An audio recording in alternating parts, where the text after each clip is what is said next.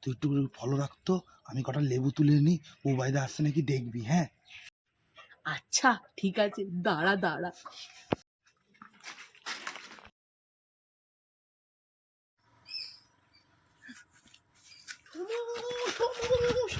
আরে বুবাইদা আসছে।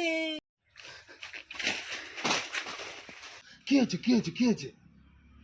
এখনই তো গেল, কেমন করে আসছে? কেমন করে? দাঁড়া দেখাচ্ছি।